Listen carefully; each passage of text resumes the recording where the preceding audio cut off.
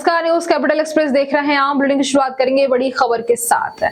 India alliance पर बोले मुख्यमंत्री डॉक्टर मोहन यादव। मुख्यमंत्री डॉक्टर यादव ने कहा कि इंडिया अलायंस सिर्फ एक शिफूगा था जो ज्यादा दिन नहीं चला। कहीं की ईंट कहीं का रोड़ा, भानुमति ने कुनबा जोड़ा। भारतीय जनता पार्टी के द्वारा अपने एक एक विधानसभा, एक एक लोकसभा में हर जगह पार्टी का मत प्रतिशत बढ़े, भाजपा के पक्ष से लोग जुड़े, इस नाते से पूरा देश का अभियान चल रहा है। खासकर इनकी क्लस्टर रचना हमारे द्वारा माननीय राष्ट्रीय अध्यक्ष नड्डा जी द्वारा बनाई गई है और इसी सिलसिले में अखिल भारतीय प्रवास कार्यक्रम चालू है। उत्तर प्रदेश के मेरा पहला प्रवास आजमगढ़ का है। मैं यहाँ मेरे तो इसलिए और गौरव की बात है कि 200-400 साल पहले मेरे फोरफादर, मेरे पूर्वज यहीं से गए थे, तो आजमगढ़ उत्तर प्रदेश से मेरा विशेष रिश्ता भी है। मैं अपने कार्यकर्ताओं के बीच में आकर के अत्यंत आनंदित भी हूँ और हमारे कार्यकर्ताओं ने जिस प्रकार से तैयारी की, हमारे प्रदेश अध्यक्ष जी के नेतृत्व में, हमारे यहाँ के क्लस्टर इंचार्ज जी के नेतृत्व में, मैं आप माननीय चौधरी जी को, माननीय साहिब जी को बधाई देना चाहूँगा। अब मैं उम्मीद कर रहा हूँ कि माननीय यशस्वी मुख्यमंत्री के नेतृत्व में भाजपा दिनों दिन उन्नति कर रही है और जिस प्रकार से दुनिया में मोदी जी का करिश्माई नेतृत्व दिख रहा है, अब हम रोज़ हर दिन हर प्रकार की घटनाओं में मोदी जी का इम्पैक्ट पाते हैं, मोदी जी का प्रभाव पाते हैं। अयोध्या में भगवान राम के जन्मस्थान को लेकर के माननीय मोदी जी ने 22 जनवरी का दिन तो एक तरह से इतिहास में अमर कर दिया है और ये मोदी जी का ही प्रताप है कि अरब जैसे एक मुस्लिम कंट्री में भी एक मंदिर के लोकार्पण के लिए वो वहाँ जा रहे हैं। और कल कतर की जो समाचार आए हैं, तो कदम कदम पर मोदी जी ने यशस्वी प्रधानमंत्री का जो पद है ये बहुत महत्व का होता है। दुनिया का सबसे बड़ा लोकतंत्र अगर कहीं है तो भारत में है और इस भारत में लोकतंत्र की सबसे बड़े पद को गौरवान्वित करने का काम माननीय मोदी जी ने किया है। और निश्चित रूप से फिर एक बार मोदी सरकार, तीसरी बार माननीय मोदी जी की सरकार बनने जा रही है और हमारी भारतीय जनता पार्टी के सभी कार्यकर्ता समूचे समाज में, सभी आम जनता के बीच अपनी अच्छाइयों को लेकर के जाकर के जनता से भाजपा के पक्ष में मोदी सरकार बनाने के लिए कटिबद्ध है। मुझे प्रसन्नता है कि हम सब इस तरह की तैयारी चाक चौबंद कर रहे हैं और निश्चित रूप से जो समाचार आ रहे हैं हर राज्य से, उत्तर दक्षिण पूर्व पश्चिम चारों तरफ से जो संदेश आ रहा है, विश्व की सबसे बड़ी पार्टी फिर एक बार सरकार बनाने जा रही है माननीय मोदी जी के नेतृत्व में। मैं बधाई देना चाहूँगा अच्छे संगठन के अच्छे काम के लिए। सर, इंडिया अलायंस के लिए क्या कहेंगे? तो बिखरता जा रहा है, कई लोग वापिस हो गए, कई लोग मेरी तो मैं जानता था कि कहीं का ईंट कहीं का रोड़ा, भानुमति ने कुनबा जोड़ा ना। ये भूतों ने भविष्य पहले ही असंभव था, तो ये आखिरकार स्वार्थ के लोगों का जमावड़ा लंबे दिन तक चलता नहीं है। केवल एक सगुफा था जो सबके सामने दिखा है, चाहे ममता जी हो, चाहे आप पार्टी हो, हर एक ने अपना अपना रास्ता पकड़ लिया है। अब कांग्रेस केवल ख्याली पुलाव बना सकती थी और कांग्रेस ने अपने सारे यत्न प्रयत्न करके खुद की सत्ता बनाने का षड्यंत्र रखा था और मुझे पूरा पहले से भरोसा था और अब जनता ने देख लिया कि उनका षड्यंत्र कामयाब नहीं हुआ। बहुत धन्यवाद। इंडिया अलायंस के लिए क्या कहेंगे? तो बिखरता जा रहा है, कई लोग वापिस हो गए, कई लोग मेरी तो मैं जानता था कि कहीं का ईंट कहीं का रोड़ा, भानुमति ने कुनबा जोड़ा ना। ये भूतों ने भविष्य पहले ही असंभव था, तो ये आखिरकार स्वार्थ के लोगों का जमावड़ा लंबे दिन तक चलता नहीं है। केवल एक सगुफा था जो सबके सामने दिखा है, चाहे ममता जी हो, चाहे आप पार्टी हो, हर एक ने अपना अपना रास्ता पकड़ लिया है। अब कांग्रेस केवल ख्याली पुलाव बना सकती थी और कांग्रेस ने अपने सारे यत्न प्रयत्न करके खुद की सत्ता बनाने का षड्यंत्र रखा था और मुझे पूरा पहले से भरोसा था और अब जनता ने देख लिया कि उनका षड्यंत्र कामयाब नहीं हुआ। बहुत धन्यवाद।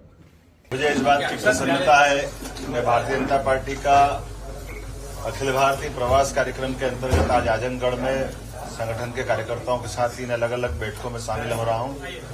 यशस्वी प्रधानमंत्री माननीय नरेंद्र मोदी जी की फिर एक बार मोदी सरकार, हम सब इसी के लिए कृतसंकल्पित है और कार्यकर्ता होने के नाते से मैं चाहे एक बड़े राज्य का मुख्यमंत्री भले ही हूं, लेकिन मूल मेरा कार्यकर्ता भाव है। इस नाते से राष्ट्रीय अध्यक्ष जी ने हमारे कुछ प्रवास बनाए अलग अलग स्थानों पर जाने के, उसी सिलसिले में आज मैं आजमगढ़ यूपी में हूं और मुझे इस बात की प्रसन्नता है कि हमारे अपने श्रेणी से कार्यकर्ता अपने अपने लोकसभा के अंदर जो उनकी जवाबदारी दी गई है, लोकसभा प्रभारी, लोकसभा संयोजक, जिला अध्यक्ष या अलग अलग श्रेणी के कार्यकर्ता, और मुझे जिस प्रकार का लक्षण दिखाई दे रहा है, मुझे अत्यंत प्रसन्नता है कि हमारा अपना उत्तर प्रदेश का भाजपा का संगठन बहुत कुशलता के साथ अपने जो उनको उत्तरदायित्व दिया है उसका निर्वहन कर रहा है। और खास हम सब देख रहे हैं कि उत्तर प्रदेश तो पूरे देश को लीड कर रहा है। अयोध्या के बाद जिस प्रकार का वातावरण दिखाई दे रहा है, यशस्वी प्रधानमंत्री के नेतृत्व में, उनके कर्तृत्व से जनता ने न केवल उनका दिल जीता है बल्कि सभी प्रकार के विकास की संभावनाओं के प्रतिमान बनके नरेंद्र मोदी जी का चेहरा सबके सामने आया है। इसलिए पूरे देश की लगभग 100 करोड़ से ज्यादा की आबादी के मतदाता सब तय कर चुके हैं कि तीसरी बार फिर मोदी सरकार। मैं उम्मीद कर रहा हूं कि जिस प्रकार से समय चल रहा है आज के इस दौर में, निश्चित रूप से हमारे लिए पूरे चेतना और चैतन्यता के साथ हम अपने संगठन के कामों के साथ साथ जैसे लोकसभा चुनाव की घोषणा होगी, सभी राज्यों और सभी राज्य के कार्यकर्ता अपने अपने उद्देश्य की पूर्ति के लिए लगेंगे।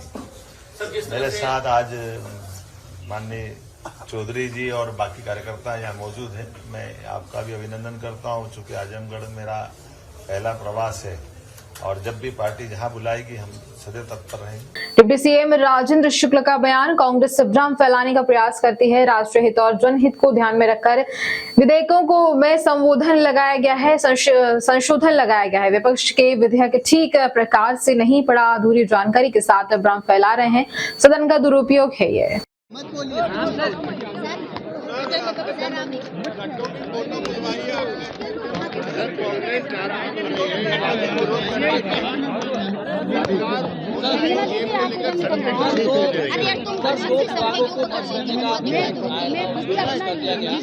आखिर क्या इसके पीछे कारण रहा कि दोनों को फंस गया? अरे तुम एक मिनट सब शांत हो जाओ प्लीज, आप फाइट कर ले। चलो दो विभागों को मर्ज करने का विधेयक नहीं था। जो हमारी मध्य प्रदेश मेडिकल यूनिवर्सिटी है उससे नर्सिंग कॉलेजेस को और पैरा मेडिकल कॉलेजेस को अलग करने का और उसको स्थानीय विश्वविद्यालयों से संबद्ध करने का संशोधन विधेयक आज प्रस्तुत हुआ है। क्योंकि हम जानते हैं कि लगभग 500 नर्सिंग कॉलेजेस हैं और लगभग 250 पौने 300 पैरा मेडिकल कॉलेजेस हैं। 50-50 हज़ार बच्चे वहाँ पर हर वर्ष परीक्षा देते हैं और इसके कारण मेडिकल यूनिवर्सिटी में कार्य का बोझ बहुत बढ़ रहा था और लगातार हमारे मेडिकल कॉलेजेस भी बढ़ रहे हैं। तो इसलिए मेडिकल, डेंटल, यूनानी, आयुर्वेदिक, होम्योपैथिक, योग, नेचुरोपैथी ये तो रहेंगे मेडिकल यूनिवर्सिटी में, और सिर्फ नर्सिंग और पैरा मेडिकल जो बड़ी संख्या में हैं वो मेडिकल यूनिवर्सिटी से अलग होते हुए जो हमारी लोकल यूनिवर्सिटीज़ हैं उससे वो संबद्ध हो जाएंगे। सर, सांसद गड्ढों को लेकर भी खासा ऐप के माध्यम से व्यवस्थित हो जाएंगी तमाम चीजें। लगातार सुधार की दिशा में हमारी सरकार काम कर रही है, न सिर्फ निर्माण बल्कि उसका मेंटेनेंस, और उसके लिए लगातार नई नई चीज़ें सामने आ रही हैं। सर, नर्सिंग मान्यता कैसे मिलेगी? सर, नर्सिंग की मान्यता कैसे मिलेगी? जैसे पहले मिलती थी मान्यता तो पहले जैसी ही रहेगी, सिर्फ उसकी संबद्धता जो है वो विश्वविद्यालय, मेडिकल विश्वविद्यालय से ना होके स्थानीय विश्वविद्यालयों से रहेगी। सर, मेडिकल कॉलेज के डीन के लिए रोस्टर का पालन नहीं किया जा रहा, ओबीसी को आरक्षण नहीं मिल रहा है, ये भी कहा जा रहा है। सारी चीज़ों को ध्यान में रख के अपॉइंटमेंट हो गए। विपक्ष ये कह रहा है कि युवाओं में इसकी आदत पड़ेगी। देखिए, भ्रम फैलाने का प्रयास कांग्रेस हमेशा करती है, लेकिन जितने भी विधेयक या संशोधन विधेयक आते हैं वो राष्ट्र हित में और जनहित को ध्यान में रख के भारतीय जनता पार्टी की सरकार लाती है। और इसलिए एक तो विधेयक को ठीक प्रकार से न पढ़ना और फिर उस अधूरी जानकारी के साथ उसको भ्रम फैलाना, ये सदन का दुरुपयोग है। अधूरी जानकारी के आधार पर भ्रम फैलाने का ये सुनियोजित काम कांग्रेस जो करती है उसके कारण ही कांग्रेस का लगातार नुकसान हो रहा है। भारतीय जनता पार्टी के जितने भी विधेयक हैं, संशोधन हैं, वो जनहित और राष्ट्रहित को ध्यान में रख के किए जाते हैं। इस प्रकार की कोई भी बात नहीं है जिस प्रकार की बातें कांग्रेस के लोग फैला रहे हैं। नर्सिंग को लेकर एप्लीकेशन कल ही सवाल उठाया था कि एप्लीकेशन कहाँ से ये अभी क्लियर नहीं हुआ है। अब कर लेना अकेले हो गई सब चीज़ सब तो लगा है और रिकॉग्निशन सिंगल कर लो मान्यता संबंधित ये विधेयक नहीं था तो अलग से अरे आवाज़ तो ले लेंगे। वैसे ही होगी के जरिए ये संशोधन सिर्फ इस बात का था कि मेडिकल यूनिवर्सिटी में नर्सिंग और पैरामेडिकल की परीक्षाएं और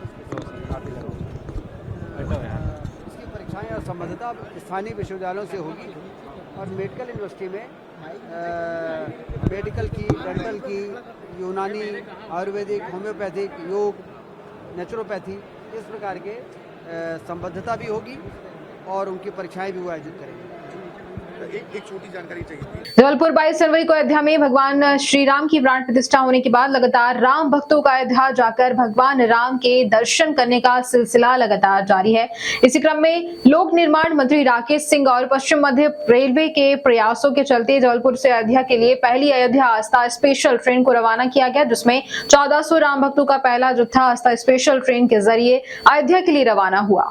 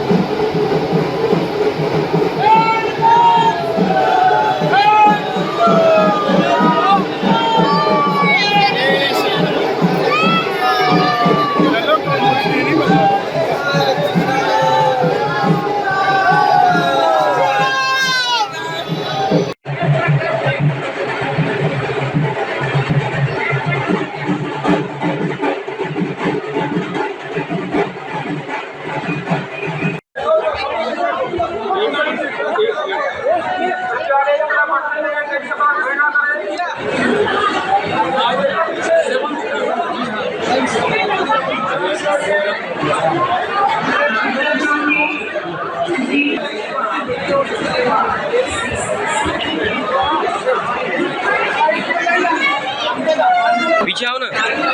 जय श्री राम।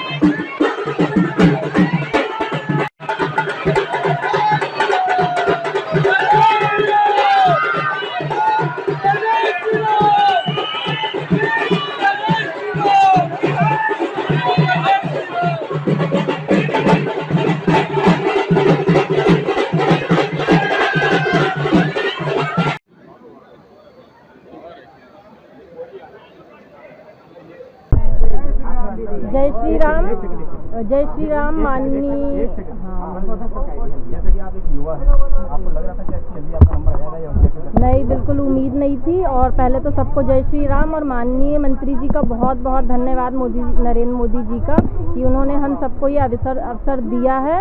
और हम चाहेंगे कि आगे भी सबको, मतलब युवा पीढ़ी के लिए ये बहुत बड़ा मतलब समर्थन है कि वो हम लोगों को चांस दे रहे हैं और आगे भी देते रहें। धन्यवाद। जी बिल्कुल चलनी चाहिए ताकि आगे भी लोगों को अवसर प्रदान हो। धन्यवाद। मेरा नाम भूमिका मिश्रा। ये हमारे लिए बहुत ही सौभाग्य की बात है कि आज हम माननीय नरेंद्र मोदी जी के द्वारा आज हम इतने यात्रा के लिए आज हम लोग जा रहे हैं। तो इसके लिए हम माननीय नरेंद्र मोदी जी को बहुत बहुत शुभकामनाएं देना चाहेंगे कि उन्होंने हमें ये सौभाग्य देने की कृपा की है। कभी नहीं सोचा था। और व्यवस्थाओं के लिए भी हम उनका बहुत बहुत धन्यवाद करना चाहते हैं कि जो श्रद्धालुओं के लिए माननीय नरेंद्र मोदी जी ने जो व्यवस्थाएं की हैं और जो उन्होंने व्यवस्था की, इतनी लंबी यात्रा है, श्रद्धालुओं को कभी कोई परेशानी ना हो, दिक्कत ना हो, छोटी छोटी चीज़ों का उन्होंने ध्यान रखा है। इसके लिए हम सभी श्रद्धालुओं की तरफ से माननीय नरेंद्र मोदी जी को और हमारे जबलपुर जिले से हमारे माननीय राकेश सिंह जी को बहुत बहुत धन्यवाद है कि उन्होंने हम श्रद्धालुओं का ध्यान देते हुए व्यवस्थाएं स्पेशल ट्रेन मीना मरकाम में पहला सौभाग्य मिला, बड़ी जल्दी नंबर उनका आ गया। देखिए, जबलपुर मां नर्मदा के तट पे बसी हुई सौभाग्यशाली संस्कार धनी है और आज यहाँ से हजारों श्रद्धालु स्पेशल ट्रेन में अयोध्या नगरी जा रहे हैं। ये सब वो सौभाग्यशाली लोग हैं जो प्रभु श्री रामलला जी के दर्शन करेंगे। अभी सरकार के द्वारा, भारतीय जनता पार्टी के सभी लोगों के द्वारा ये ट्रेन अयोध्या धाम को जा रही है। हम लोग बहुत जल्द जबलपुर शहर से अपनी ट्रेन भी लेकर, जैसे हम लोग माता वैष्णो देवी जाते हैं, अयोध्या धाम के लिए जब रेलवे देना शुरू कर देगी, हम लोग भी एक पूरी ट्रेन लेकर अयोध्या धाम जाएंगे। सभी यात्री जो जा रहे हैं वो सौभाग्यशाली हैं। उनके लौटने के उपरांत भी उन सभी का स्वागत सम्मान किया जाएगा जो सबसे पहले जाकर यहाँ से रामलला जी के दर्शन करके आएंगे।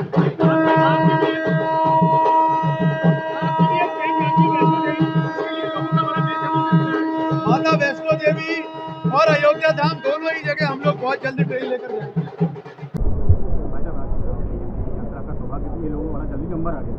मां नर्मदा की नगरी संस्कारधानी से 1400 श्रद्धालु भगवान रामलला के अयोध्या आस्था स्पेशल ट्रेन में यात्रा करने, दर्शन करने जा रहे हैं। ये वास्तव में बहुत सौभाग्यशाली हैं कि पहली ट्रेन में इनको जगह मिली है और भगवान श्री राम के दर्शन करने जा रहे हैं। हमारे देश के यशस्वी प्रधानमंत्री माननीय नरेंद्र मोदी जी के वो सपने को भी साकार कर रहे हैं कि देश का हर श्रद्धालु भगवान रामलला के दर्शन प्राप्त करके आशीर्वाद प्राप्त करे।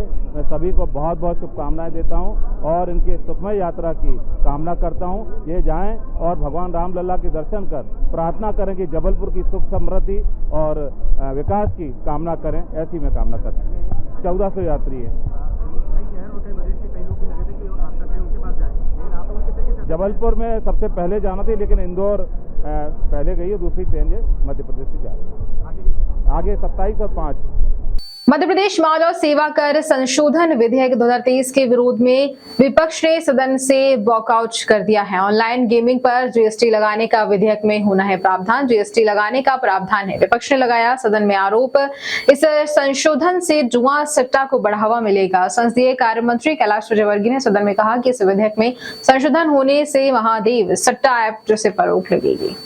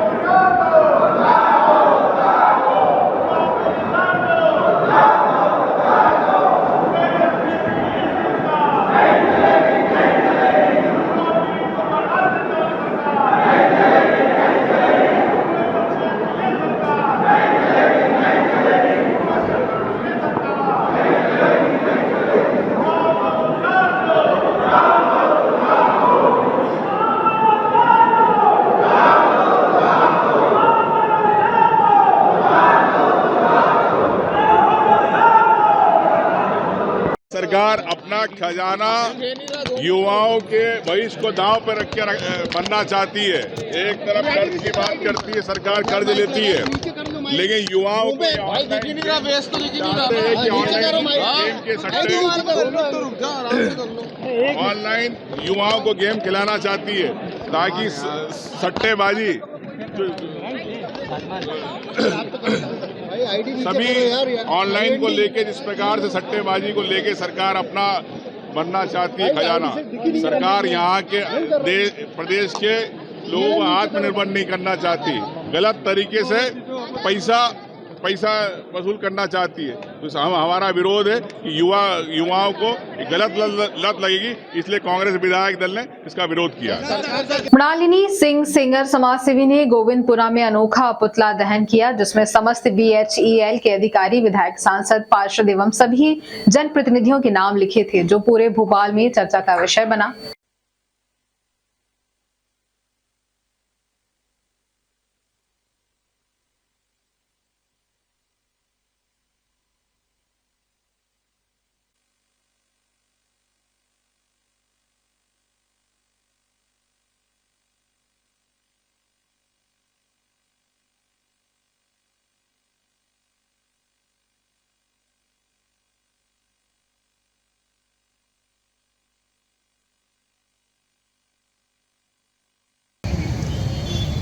दूर से हट जाइए, हट जाइए, हट जाइए, मैं बोल रहा था।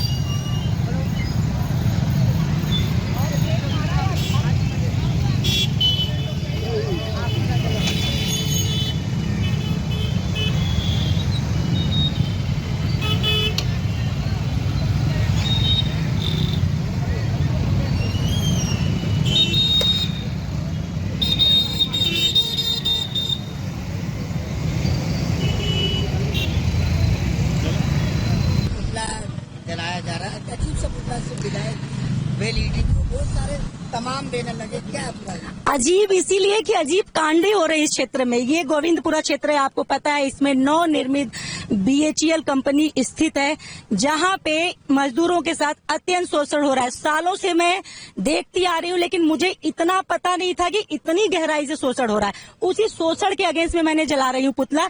इसी में सब इसलिए अजीब थे कि सब अजीब हो चुके हैं, किसी को अपने क्षेत्र के मजदूरों की परवाह नहीं है। आज मजदूरों के साथ खंडवा में कितना गलत हुआ, कोई क्या हो रहा नहीं पता, वैसे ही एक दिन BHEL के मजदूरों के साथ होगा, पर किसी को सुध नहीं। उससे पहले ऐसा कुछ घटना हो, इसलिए मैं ऐसा पुतला जला रही हूँ ताकि BHEL में हो रहे अत्याचार, शोषण को रोका जा सके।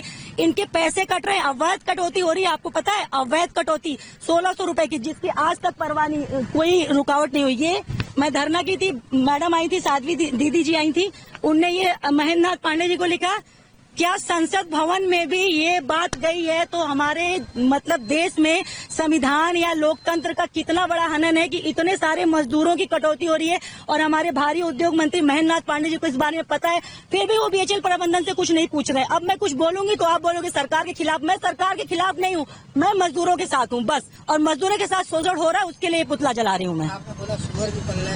बिल्कुल सुअर पल रहे हैं। आप बताइए, मजदूरों को देने के लिए घर नहीं है, बोलते हैं कमरे नहीं है, और अच्छे हाई फाई जो क्वार्टर्स पहले अधिकारियों को मिलते थे, वहां पे यहाँ सुअर पल रहे हैं। उसका वीडियो भी है मेरे पास, मैं आपको भेज दूंगी।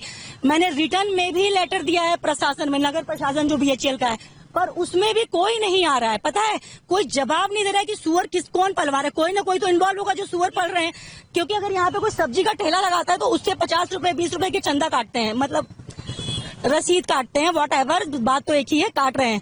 लेकिन जो सुअर पल रहा है, और वो सुअर वाला मुझसे कहता है कि तुम नेतागिरी मत करो, मैं 20 साल से पाल रहा हूँ। माय गॉड, 20 साल से इतना अवैध धंधा हो रहा है यहाँ पे सुअरों का, और कौन करवा रहा है? ये यहाँ से आप जाएंगे ना, वो नगर, ये अपने साईं बाबा मंदिर BHEL के पीछे वाला क्षेत्र में। मृणालिनी सिंह सेंगर। जबलपुर वास्तव में यदि राम की पहचान एक राजकुमार या केवल अयोध्यापति के रूप में होती है तो वाल्मीकि कभी भी राम की जीवन यात्रा रामायण जैसा प्रासंगिक ग्रंथ ना लिख पाते, या लिखते तो ये एक राजा का आख्यान होता। तुलसी में मनुष्य के रूप में राम का चरित्र रामचरितमानस लिखा, क्योंकि राम की जीवन यात्रा आदर्श व्यक्ति के चरित्र का अभिलेख है, जो बताया गया है कैसे एक राजा साधारण मनुष्य की तरह सीमित संसाधनों से स्वयं को विजेता बनाता है, मर्यादा पुरुषोत्तम बनाता है।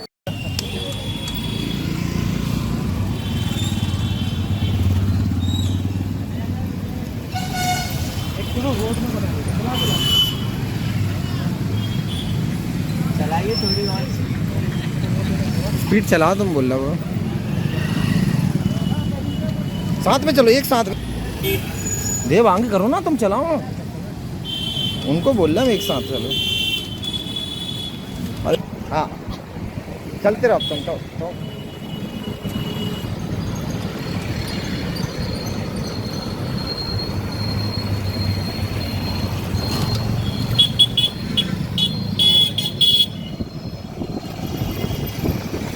एक बार इनको ऐसे निकलने दो साथ में, एक साथ।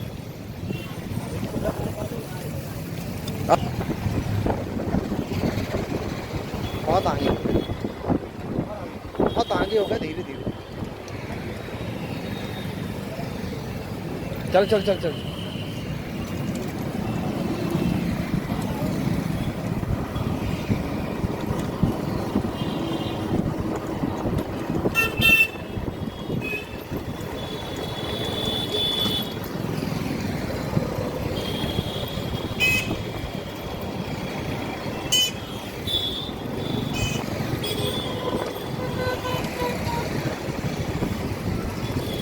मोड़ दो।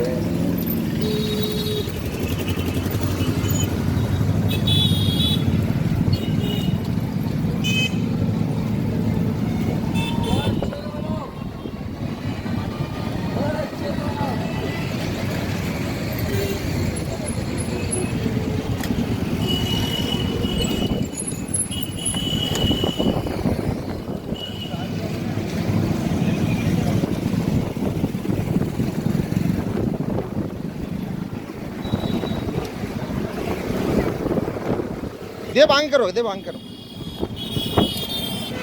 बस बस देव दोनों क्रॉस करेंगे।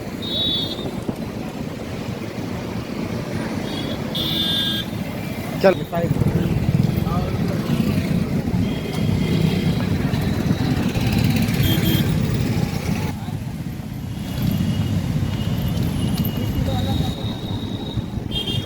बस देव धीरे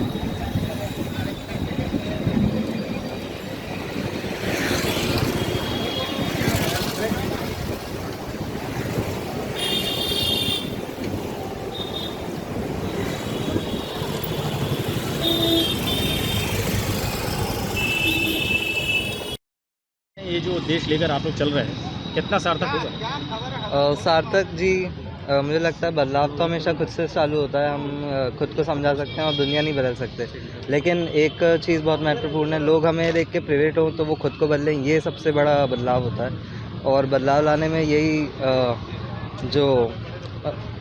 कर रहे हैं हम कि लोग सिर्फ अपनी जीवन में बदलाव लाएं, अपनी हरकतें सुधारें तो सारी दुनिया बेहतर। कितनी एज है आपकी? मेरी एज 21 साल है।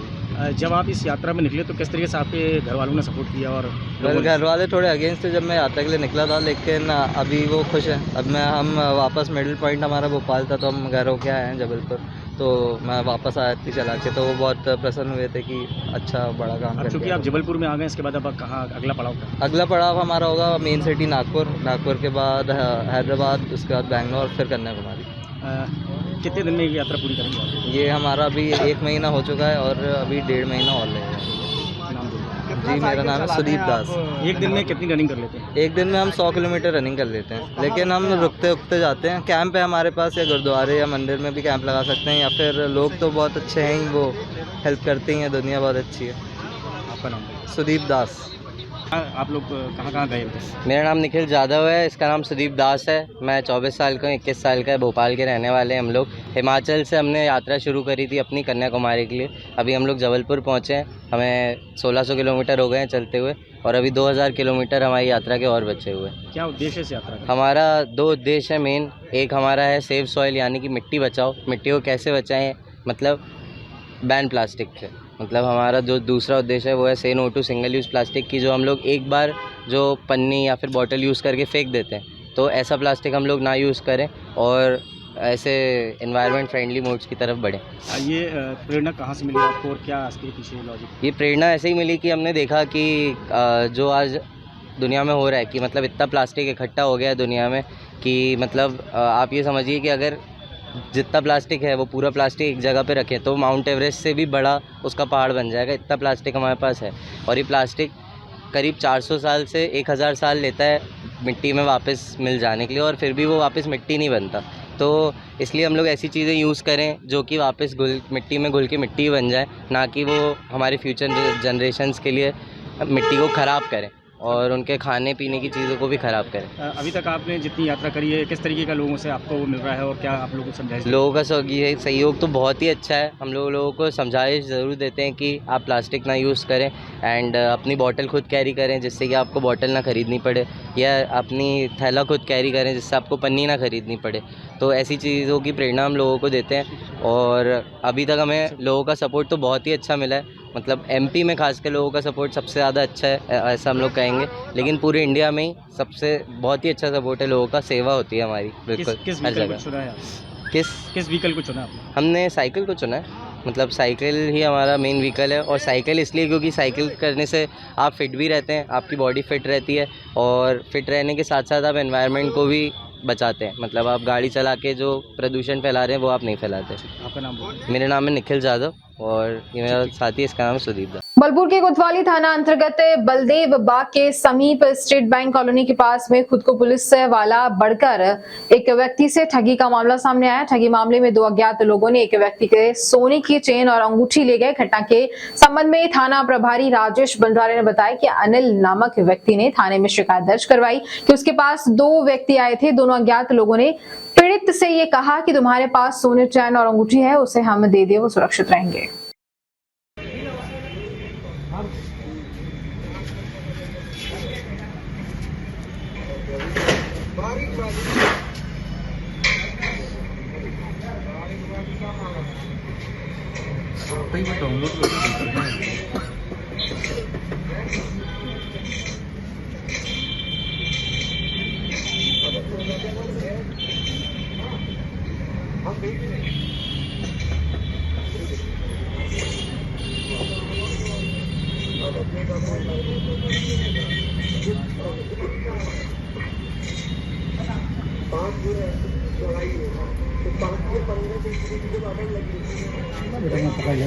कोई दिक्कत नहीं।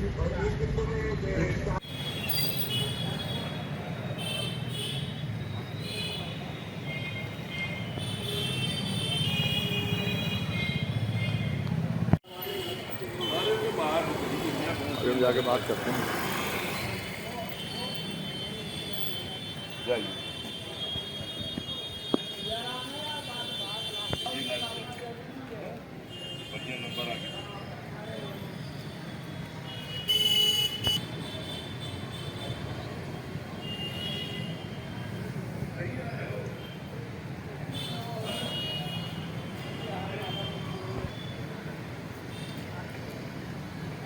व्हाट्सएप नंबर यही है? हाँ, थोड़ी देर में आ जाएगा। हाँ सर,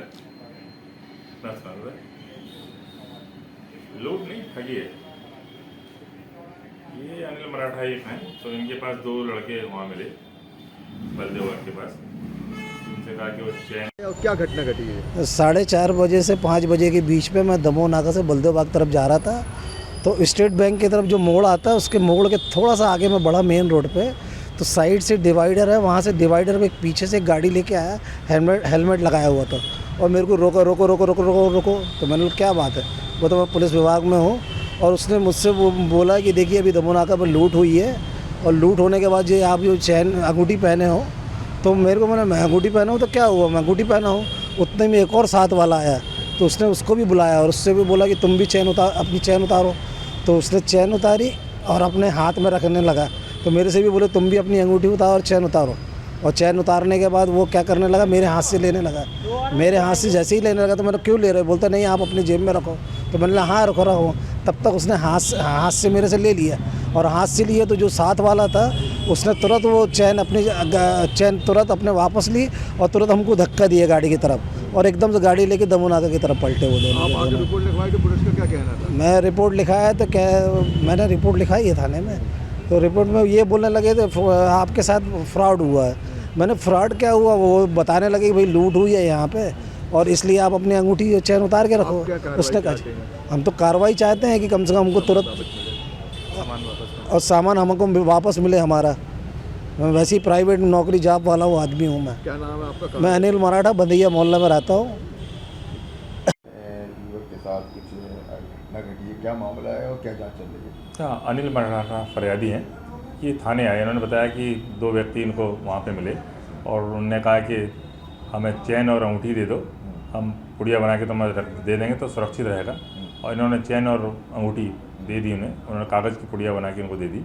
उन्होंने बाद में देखा तो उसमें कंकर भरे हुए थे, जिसकी रिपोर्ट हमारे पास आई है और पुलिस पार्टी लगी हुई है। कुछ फुटेज प्राप्त हुए हैं, जल्दी हम उस तक पहुंच जाएंगे और ट्रेस किया जाएगा। फरियादी का ये कहना है कि उसके साथ लूट गई हुई है उसको कह के और उससे गुमराह किए गए और अचानक एकदम छीने झपटी को उसको धक्का देके चला गया। नहीं, ये लूट तो नहीं है, लेकिन उसको ठगी कह सकते हैं। हाँ, जांच का विषय है, ठगी का मामला लगता है। जबलपुर की धनवंतरी नगर थाना पुलिस ने नागपुर रीवा हाईवे पर एक 80 लाख रुपए चेकिंग के दौरान जब तक ये है, पुलिस ने पूरे मामले की सूचना इनकम टैक्स विभाग को दे दी है, जहां पुलिस को मुखबिर से सूचना मिली कि रीवा नागपुर हाईवे पर एक सफेद रंग की इंडिका कार में कुछ लोग हवाला के रुपए ले जाते हैं। जहां मुखबिर की सूचना पर संजीवनी नगर थाना क्षेत्र अंधमुख बाईपास चौराहे के HP पेट्रोल के पास मुखबिर की बताई हुई कार को रोका गया, जिसमें एक महिला समेत 3 लोग बैठे थे। जहां कार के बीच वाली सीट पर एक बड़ा सा बैग रखा हुआ था।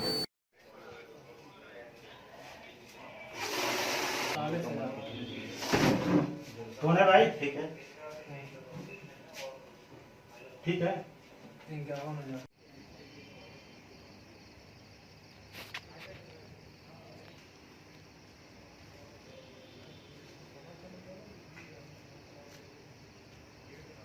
इक्यावन हो गए ना? हाँ, वो 20 उसको छोड़ो, 20 वाली नोट अलग है।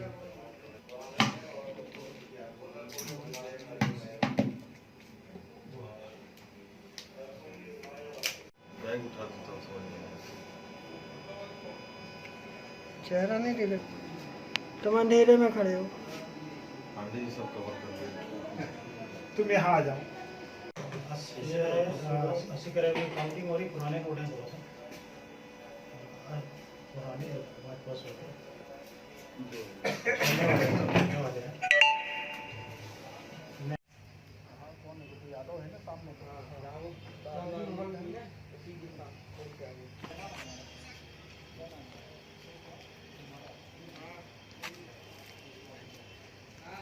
हवाले का पैसा पकड़ा है, क्या कुछ मामला है? तो आज दिनांक को मुखबिर द्वारा सूचना मिली कि हाईवे रोड पर जो है एक गाड़ी गुजरने वाली है, जिसका नंबर है MP20CC 3640, और जिसमें कुछ नकदी रकम जो है लेकर के जा रहे हैं। इस संबंध में जो है हमने उक्त गाड़ी को जो है मौके पर HP पेट्रोल पंप के सामने उसको रोके हैं।